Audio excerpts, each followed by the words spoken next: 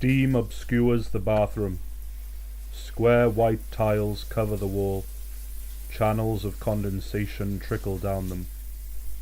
Small shower cubicles stand in the corner. A blue plastic curtain hanging in front of each. Suddenly the door is opened, and a naked Ezra walks in. He steps into the nearest shower. Hot water washes over his dirt and grime. The stains and smells are quickly beaten with a handful of soap. Murky effluence swirls around his feet, flowing into the drain. The man places his hands against the wall, comforted by the heat. Hair lies over his face, covering his eyes. Lips open and close. He turns, bringing a hand up to his mouth, shaped as if he were gripping some invisible object. Then he speaks. "And you can say, baby, baby, if I hold you tonight, baby, if I told you the right words at the right time." His crooning continues until the water cuts out. Ezra slaps a metal button on the wall. The water resumes. After a few more minutes of terrible singing, he reaches out through the curtain to attain his towel. White just like the tiles, thick like fur. The man sets to work. He's dried and quite happy when he finally walks from the bathroom. The little accountant dresses in new clothes that he pulls from a large metal dresser. He searches all three of the dressers, but the others contain a selection of plastic gloves and some boxes of tissue paper. Finding clothes is a stroke of luck, it seems. Even the poorly fitting trousers are received with delight. The room he stands in is full of equipment and protective wear. Plastic waterproof jackets, helmets, steel toe-capped boots, overalls and all types of goggles and glasses. He exits the room swiftly, running his hands along the plaster walls. Ezra emerges in a large circular viewing room. Glass windows span the front wall, their panes thick and shiny. In the center of the room, a short pillar stands, bathed in fluorescent light, circled by metal bars. Upon it lies a bright piece of metal. On the walls, wide television screens hang. Ezra walks over to one of them. He picks up a cup of coffee from a work surface along the way. A keyboard sits on the desk below the wide screen. His fingers fly over the letters. Pictures scroll across the monitor, some very detailed satellite imaging, poor quality film from days gone by, and high-definition camera footage of cave exploration. All quite boring, but Ezra scans over it all with his keen longing for information. The images reflect in his eyes. He taps on the mouse. One of the many files opens up in front of him. "What?" he breathes. He taps the mouse again, and a video starts. The screen becomes animated. A darkened room with a scientist can be seen. He holds a piece of metal that looks very much like gold. "Test site 14, day 145. Time is approximately 1800 hours. As you can see, we are inundated with these large metal nuggets. They haven't been formed in any way, but they're definitely man-made. I'm inclined to think that this was ready to be used, to be made into something. It was left here for whatever reason, and the owners never came back. There is just so much. I've never heard of anything like this." The video flickers. The man on the screen is wiped away and replaced by a blurred green shape. It comes into focus. The video resumes its depiction. "Test site 14, day 148. Time is late. It's late. We worked through the night, found more of these nuggets. Further in there is an archway. When we inspected it, solid gold, all of it. Then further in again, we found this temple or shrine, some ceremonial structure. The whole thing made of gold, tons of it, hundreds of tons. We've removed a vast amount, but working this long has wiped us out. More tomorrow. There was no other video after that. The man's voice echoes round the room, his last words caught on film. Ezra walks to the windows. Below him a cavern full of spotlights and drilling machines beckons. The main pathway through it leads up to some metal stairs. The stairs then lead up to the glass room beside the viewing deck. He makes for the room, jumping into a green protective suit. The zips are done up, gloves pulled on tight. As he opens the metal door to the cavern, air rushes out around him, hissing through the gaps, whistling like a winter gale. He checks his suit is safe for work and forces his way through the door. Metal foot plate chimes under his feet. Ezra doesn't dare take his hands from the banister as he steps down the staircase. The interior of his suit becomes damp with condensation, his breath turning into water droplets on the visor, mist gathering at its periphery. Feet land on rock. The small man in the green biohazard suit is suddenly dwarfed by the cavern and its many boulders. Stalactites emerge from high above, their bases submerged in the gloom. Deep, infinite darkness hides in every corner. From here on, the only man-made structure is the metal tread plate. The little man treads meekly over it. He flicks on the suit's head torch. Shadows dance on the ground around him. Plastic-covered fingers run over the cave's walls, the ripples and wrinkles covered in a layer of cool precipitation. It was like a vast esophagus, plunging down into the earth's depths, with tiny metal steps leading the way to the lungs. Ezra swallows audibly. He gulps down a lung full of oxygen. The suit's screen clouds with his breathing. The little man tries to wipe it away. He quickly realizes that he is unable. A hand goes out to the banister for balance, and he starts his descent into the darkness. The little torch that resides near his temple illuminates a small perimeter around him. It runs up the wall and down about 3 steps. Cave stone undulates around him. The walls rise and fall like gentle rolling hills. Ezra stops and looks up to where he had started. It already looks distant. He carries on, steps increasing in speed. The lyrics from his earlier recital emanate from the suit's helmet, calming his nerves, reassuring him, sung not as intended, more like a death march, plodding in tempo.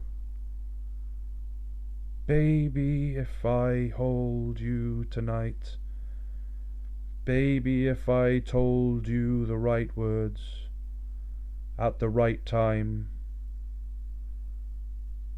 After another 100 steps, the tunnel's entrance is out of sight.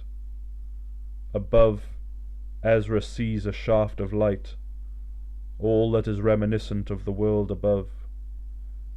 He stops. His head torch picks out the outlines of an object on the stairway below him.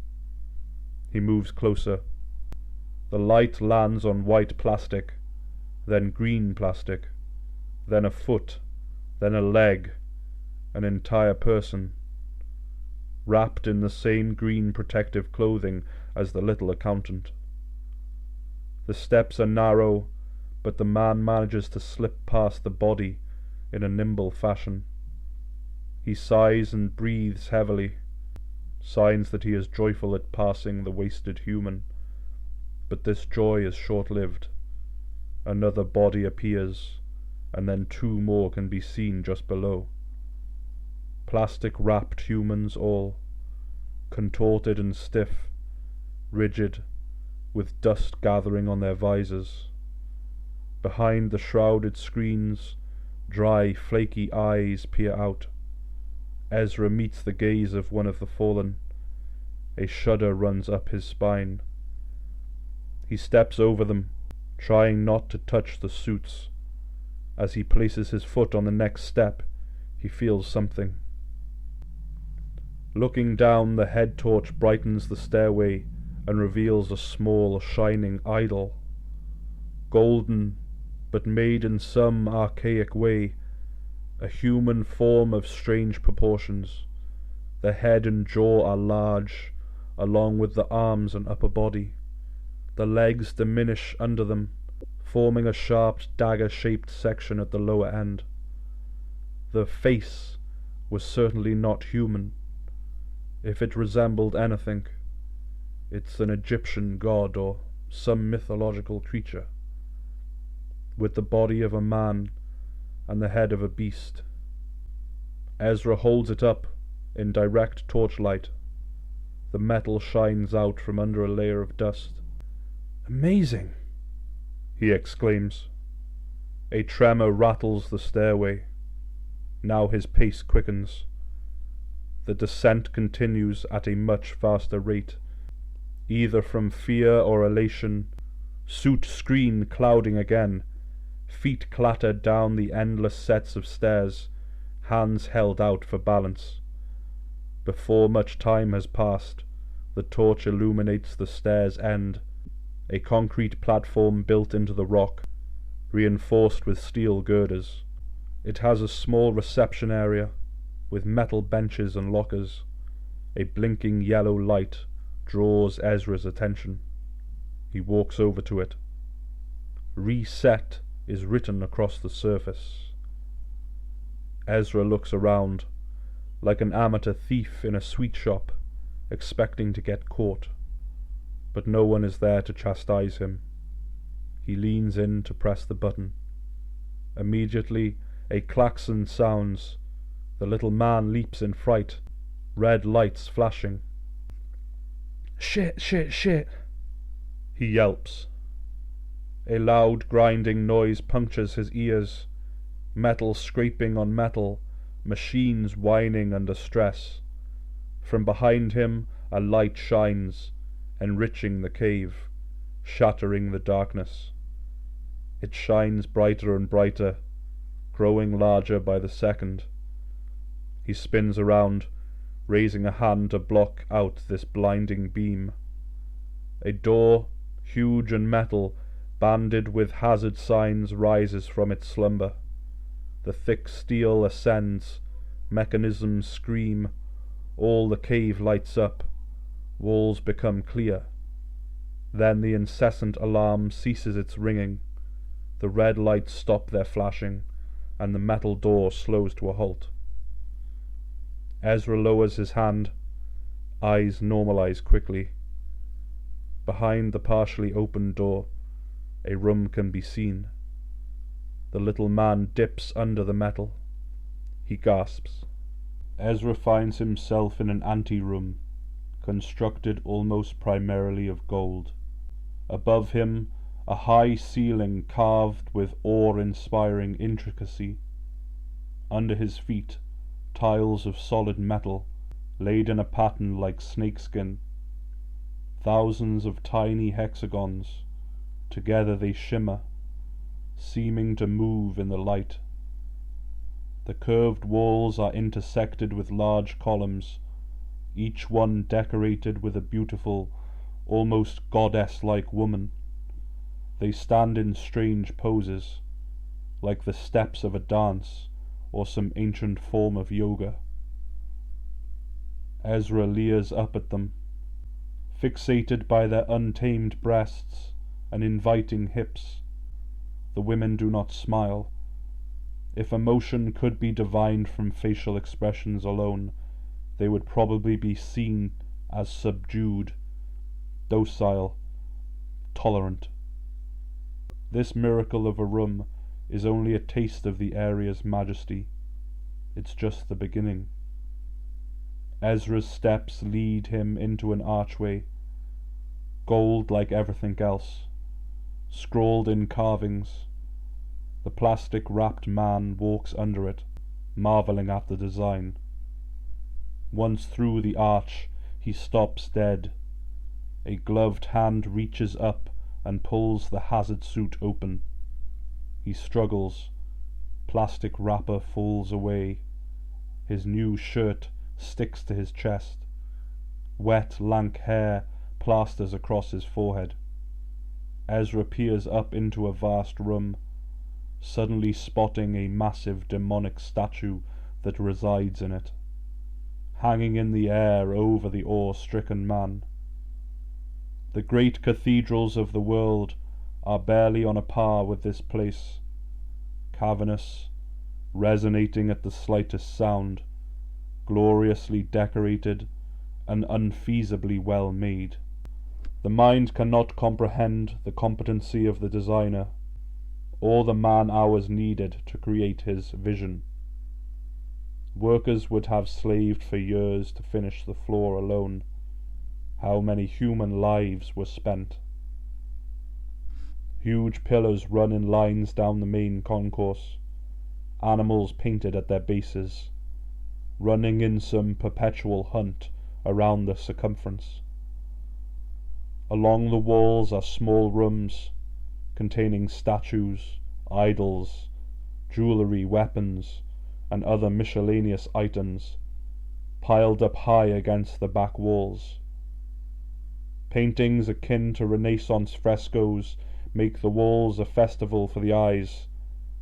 Vivid tableau of the forest and its fauna, early man kowtowing to the sun and other celestial bodies.